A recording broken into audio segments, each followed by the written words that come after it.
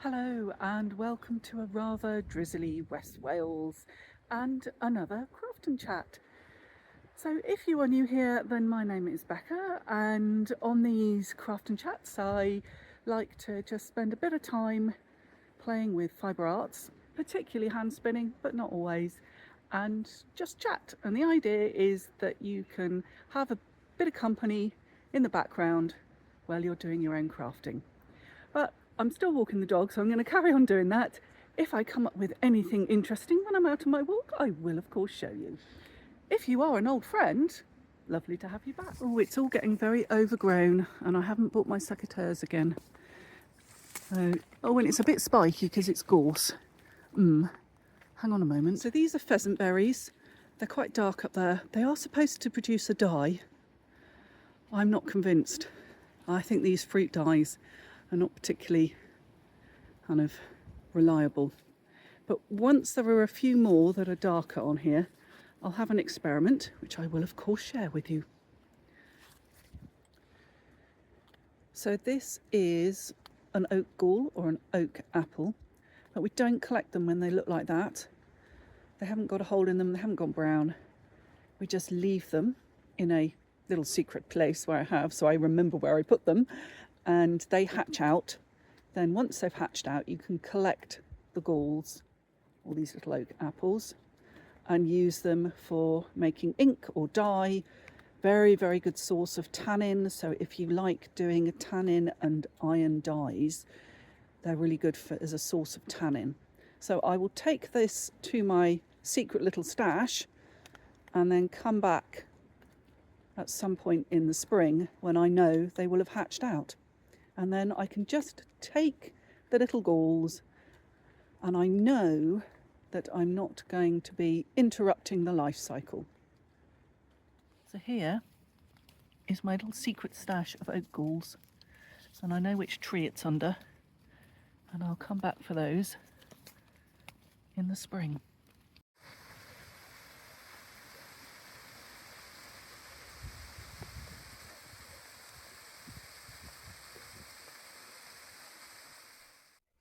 Hello. Well, I'm back from my rainy walk and still looking a bit kind of rained on, but you know, it's the time of year. So I thought what I'd do in this video is just start with a couple of things that came out of my last video. And one of them being, would people be interested in a Facebook group? And yes, I think people would be interested in a Facebook group. I now have to work out how to set up a Facebook group because I'm actually not much of a Facebook user. I do have a couple of groups that I'm in, a bit of a lurker really, rather than kind of particularly kind of take part. And I know it is an imperfect solution, and there are plenty of people that don't like Facebook. I get that.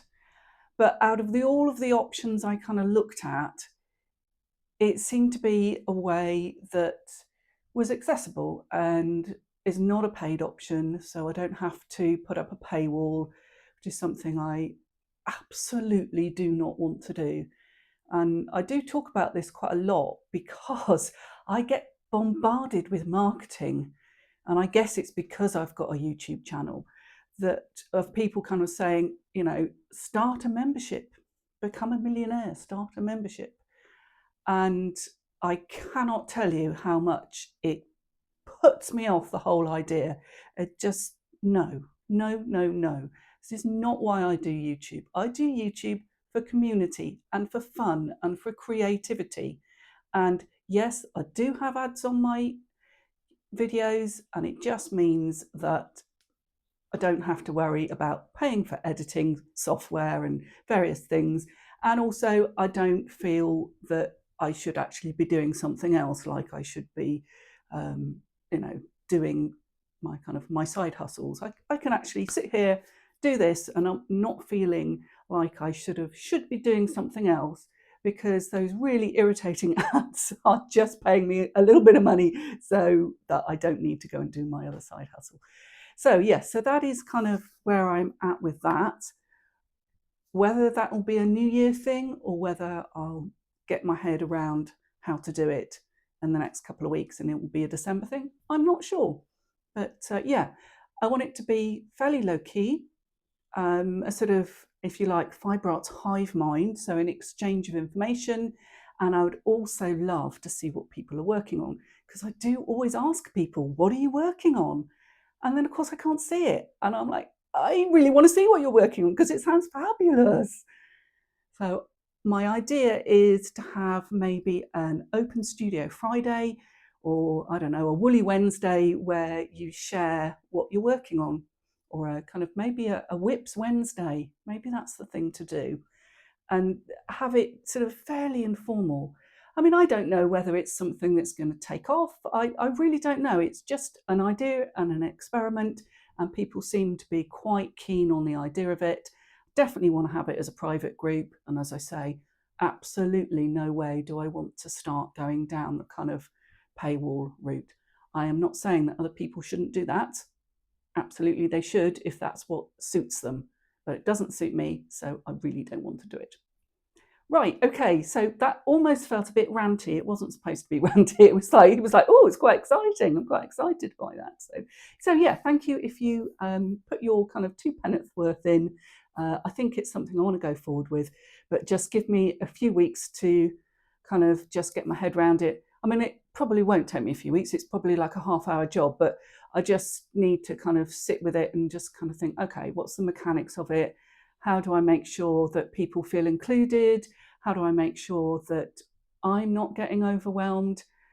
Because I hope you know I love reading the comments, and I do always try to reply to all the comments. Sometimes it does take me a few days to get there, and I'm really bad at replying to emails, and emails always take me a few days to get there. So I just have to have that in the back of my mind that, you know, I don't want to create this horrible monster. I want it to be a fun, interactive place where we can all share our love for the Fibre Arts. Okay, right. I also thought I would share something that I sort of talked about at the beginning of last week's video. No, not last week's, it'll be 2 days ago by the time you see this. So this is my jar of possibilities. And every time I have a crazy, I'm going to make a Christmas tree out of driftwood idea, I write it on a piece of paper, fold it up and put it in here. And then I know that I've always got all these ideas. And then periodically I go through here and just kind of see whether actually it was a good idea and I want to keep it kind of remembered, or it was a really crazy idea and I don't need to do that. So let's see what rag rug kit is what's written on this. And that makes perfect sense to me. And who was it was talking to me? Somebody was telling me they were making a hooky rug. And I was like, oh, I have a rag rug kit that I've had for quite a few years. And yeah, so it's, maybe I'm going to pull that out this Christmas.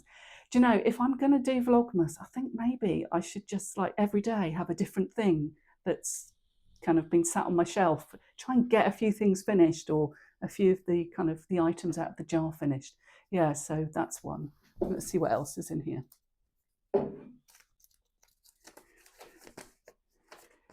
Needlepoint kit. I have the best needlepoint kit that I bought in a charity shop, and I haven't got to it. It's lovely. I mean, it's like vintage, and I actually wrote to the company because I knew it was vintage, and I thought, I think this is 70s, late, kind of maybe late 60s, early 70s. And it was one of their very first kits. And I was really excited by it and went, oh, I'll get to that. Yeah, it's in the back of the cupboard. I think I might sell it. I think, and I'm going to come on to this, I think I might actually just put it on some, maybe eBay or something, and just, you know, kind of say, lovely, but actually somebody else needs this. Right, and one more, see what else is in here. It's two more, one more. What else is this? Upcycled denim skirt. Yeah, I've kind of gone left at the lights a bit with sewing because I'm I really found I didn't like sitting at the machine very much. So yeah, I'm going to keep it in the jar, but I don't know. I think that maybe is one that's going to eventually go into the recycling. Anyway, so there you go. That's my jar of possibilities. I just thought I would share that, because if you are someone like me who has washing machine brain, then I kind of find that quite a good a good brain dump. Next thing is a whip. Second sock, and I've had second sock syndrome forever, but it's getting there. I'm a really slow knitter, as I share with you on fairly regular basis. It's the only thing I've got on the needles. And the next thing I want to get on the needles is the Sophie scarf, which means that I have to actually spin this because, yeah, I haven't got anything to knit the Sophie scarf with. So I'm going to reverse and go back to socks. A little while ago, Jean asked me what sock pattern I knit, because I knit the same sock pattern that I've been knitting for the last 20 years. This is it. This is the pattern that came free with a ball of sock yarn from my local yarn shop when I was in North Somerset. And I have been knitting this sock and a variation of this sock forever. It's very simple. I need simple things. But obviously it's not widely available. So I've been thinking about other sock patterns, and I'm going to put this out to the Fibre Arts Hive Mind. So what is your favourite sock pattern? What could you recommend to Jean as a pattern that's widely available and is a nice vanilla sock that possibly works with hand spin, but hand spun, but not necessarily. I've come up with a couple of other options, and they're down here. So I've got a couple of my ancient books, Spin to Knit. I'm always slightly hesitant to recommend some of these books because they're out of print and people want too much money for them. But if you can find, oh, I just lost my page. Oh.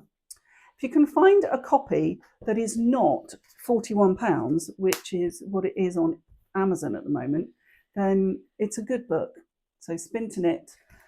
And the sock pattern I've done and I liked was the Pippi sock, and it's by Simone North.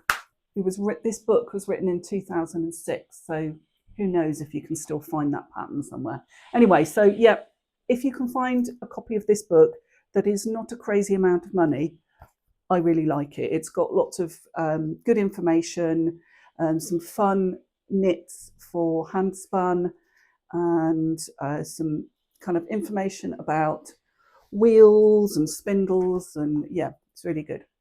Now the other book I'm going to recommend, and again it's another kind of ancient one that's out of print, is the Twisted Sister Sock Book. Hurrah! Now this, although it's out of print, was a very popular book, and you can get it for a couple of quid still. So I think it's a good fun thing to pick up, and lots of nice sock recipes. I was going to say recipes, no, patterns, and kind of ways of dyeing your fibre, and yeah, lots of different kind of methods, and how to write your own sock pattern. So good book and not crazy money. I will put links to both those books in the description. They will be Amazon links. If you don't do Amazon, that's fine. You don't have to buy them through any Amazon link. Go to your preferred supplier. I will just say, again, this one, crazy money. But this one, not crazy money. Okay, so I think that is everything I wanted to say about socks. What was the other thing I wanted to say? Yes, so I was working with my Niddy Noddy my Niddy Noddy in the last video, and I kind of did quite a bad job at framing it and editing it. So I will do a specific how to use your Niddy Noddy video as requested in my sort of hand spinning 101. I have all these kind of little series that I kind of occasionally just add things to. So this will be in the Hand Spinning 101 series, how to use your niddy noddy. And I've got a couple of things like, sort of how to wash a fleece. I've got how to wet finish. What else have I got? How to kind of the different parts of your fleece. If you get a raw fleece, what the different things are. They're all quite sort of things that maybe you wouldn't necessarily have picked up when you're kind of trying to do the whole thing of learning to spin, which can be quite overwhelming. So there's kind of little bite-sized kind of videos on just, very, very specific things. So again, if there's any very, very specific videos that you'd like me to make and I feel I can make them, always happy to do that. So the next one will be a niddy noddy one. Whether that will be this coming week, I'm not sure, but at some point in the fairly near future. Now, who asked me for that? I think that was Lynn. Was that Lynn? I'm so sorry if it wasn't Lynn. Okay, so what happens is I answer all the comments, and then I go away and I'm on my walk and my brain is kind of processing and I go, do you know what? I should have written down who said that because I'm going to make a video about that. So yeah, anyway, so that's that. And was there anything else I wanted to say? Oh yes, somebody asked me about what wood burning stove we use. I can see their little avatar, but I can't quite remember who asked me that. I will make a separate video, a kind of a vloggy video about that. Probably, I don't know. Maybe if I do Vlogmas, I'll make it in Vlogmas. Okay, so after all that blah, blah, blah, blah, blah, blah, onto spinning for the Sophie scarf. So this loveliness is Cashgora, which is a fibre from a goat that is a cross between a cashmere and an Angora goat. This was dyed by the uber talented Katie at Hilltop Cloud, and I will leave her details in the description. And she has a channel and she has a online shop. I think she's on Instagram. She goes live and kind of shows the different dyes that she's doing. Pretty sure she has a fibre club as well. And what else does she do? I think she's got some courses. And a couple of people I know have said, if you're going to do an online course to learn to spin, her courses are excellent. So, I mean, I haven't done them myself, but I have had a recommendation from people who've said, yeah, she does a really good job. So she's based in Wales. I like to support Welsh businesses when I can. So very happy to recommend her. As you will notice, it is acid dyed or chemically dyed. It is not naturally dyed. And I'm sort of working my way through the stash that is still kind of in the what I would call chemically dyed or synthetically dyed, because actually, natural dyes are chemicals. They're just naturally occurring chemicals. So I'm still working through the stash, and I still have got a few acid dyed fibres that need to kind of work their way through before I kind of go completely cold turkey. No more synthetic dyes, just natural dyes. I'm not sure that I can give up lovely, lovely recycled sari silk. I mean, as it's recycled, maybe I can keep it, maybe? I don't know. I mean, it's self-imposed. I'm just making these rules up. There are no rules. There are no fibre arts police. I can just do whatever I like. I just thought I'd quite like to give it a go of just kind of using naturally dyed fibre for my spinning. Maybe it'll be a year-long project. Maybe it'll be for the rest of my spinning life. I don't know. We will see. So before I get the wheel out, I am thinking that I'm going to just spin end to end. I'm not going to do anything fancy.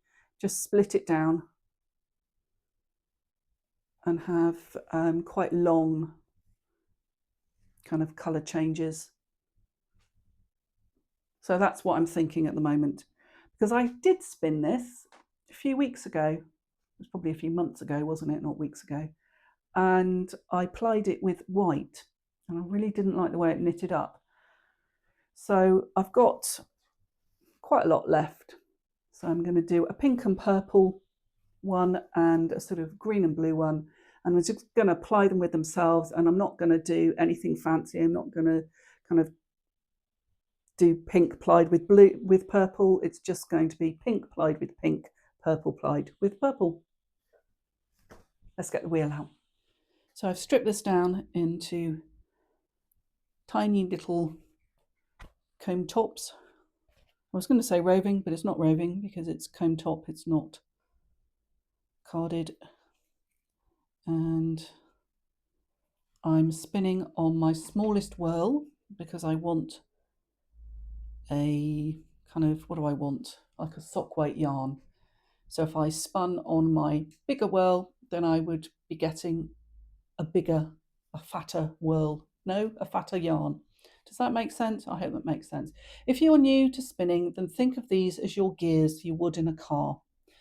And your ratio, your big wheel, is 1. So for every 1 revolution of your big wheel, you will get 6 or 7 on an Ashford traditional of this age of your big whirl, and about 14, I think it is, but I could be wrong. I'm honestly, don't worry too much about it. I'm just going to build up some twist before I let it into this bit, just to join it. And I think I've got far too much tension on there, so let's turn that down. And I'm just going to do a short forward draw, but I'm just going to make sure that I'm not about to lose my yarn. Right, okay, I need to slow my treadling down. It's very skatey stuff, and it needs a goodly amount of twist. But I've got this tension a bit too high, I think. So this is the second time I've spun this particular fibre, and it was very silky and slippery, and it did take me a little bit of getting used to, and it's taking me a little bit of getting used to this time round. So say I'm doing just a very short forward draw, worsted spin, because I want it nice and shiny and drapey, and this fibre is obviously combed rather than carded, so it's going to be a worsted spin. And I'm just going to check what the ply back is like, because I think I might still... Okay. Yeah. No, you see, if that was wool, I would be thinking that was a bit too much twist. But having spun this before, I think that's going to be okay. But at the end of the day, I'm just spinning for myself, and if I make a squiggly mess, it doesn't really matter.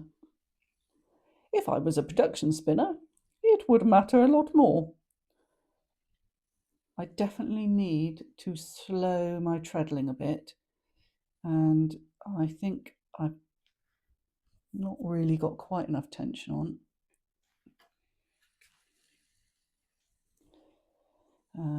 Yeah, I think that's a bit better. I mean, the fibre often sort of tells you how it wants to be spun. And I'm not somebody that spins these type of fibres very often. I'm much more of a wool spinner, and sort of more of a medium wool spinner. Always have been. And it's quite a departure, something like this for me. But it's good. It is good. And one of the things I love about having a channel is exploring all these different fibres and sort of having an excuse to do it. It's like, oh, that would be fun to share. I wonder how that spins. So, you know, why not? And this is definitely quite different from my normal spinning. And I can feel myself really kind of hanging on to the fibre a little bit too much. I need to just relax this front hand a bit. And it is taking just a bit of getting used to. And I'm going to take a bit more tension off. And just see if I can slow this treadling and just relax my grip. Got a bit of a death grip. And it's very tempting, especially when you first start spinning. Having a kind of death grip is extremely tempting. You feel like you have to hold on to the fibre really tightly.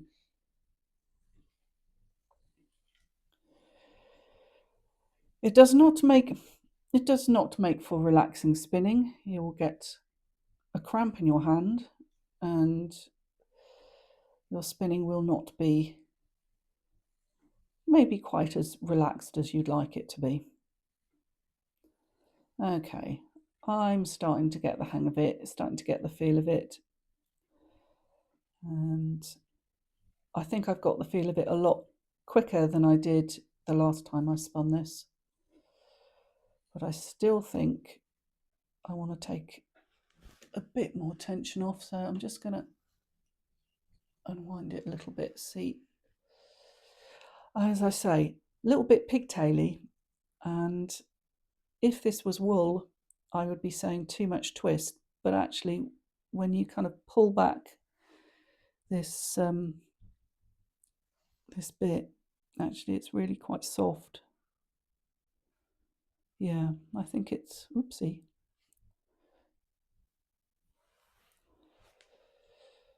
Might go back to where I was with the tension.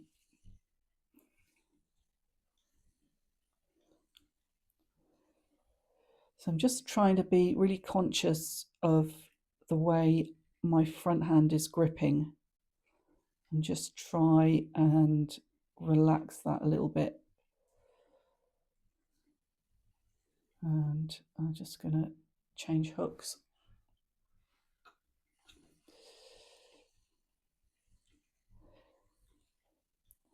I've been looking at woolly winders.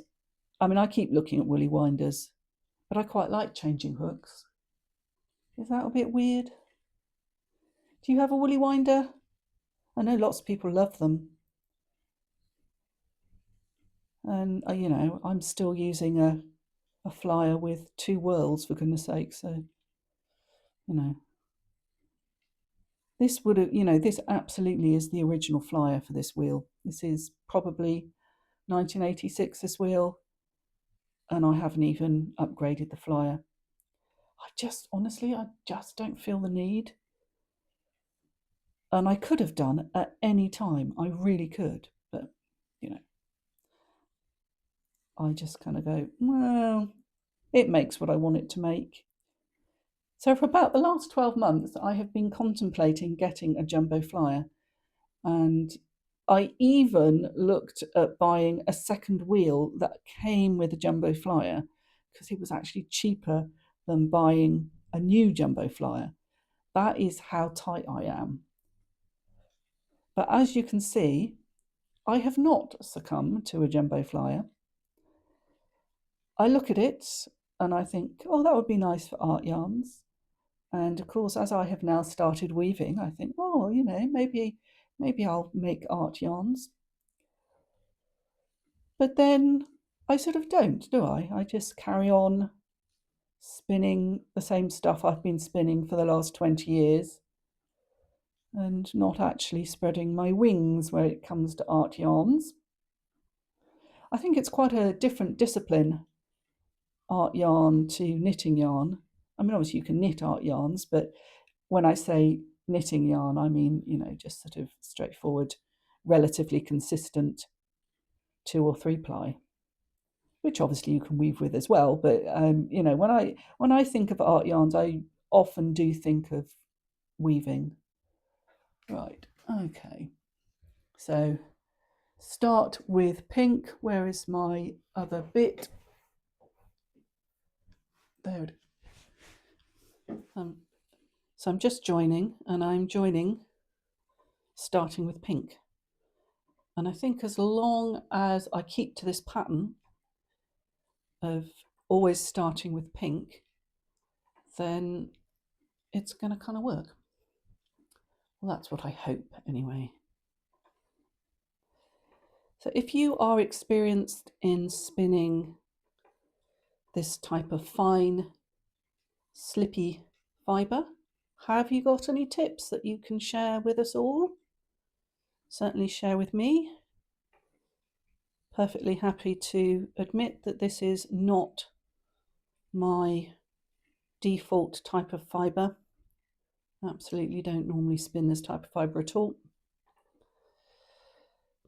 But aha, there we go. I was going to say I have finally relaxed my front hand as I've started to kind of get into the rhythm of it. That feels better. And I'm quite happy with that. And as you will have noticed, I have not checked the gauge on a spinning control card. I'm a very slapdash spinner. Do it by eye. I would suggest that if you are a new spinner, then a spinning control card is very helpful. But as I tell you, virtually every single video, as I have been spinning on this wheel so long, I just do it by feel and by eye. And I'm sure if I changed wheels, I would go back to having to use a spinning control card to get somewhere close to the right gauge. But I just know this wheel so well. One of the advantages of only having one wheel or having one main wheel is that you really get to know them well. I've never been a flock of wheels type of person. And again, each to his own. You know, some people don't even like wheels, do they? Some people would much rather spin on a spindle. And I'm not a spindle spinner. Some people love their e-spinners. I have to say, I think for plying, I think an e-spinner looks pretty appealing, if I'm honest. But at the moment, I'm just sticking with Geraldine with her original flyer. And she's absolutely purring along today.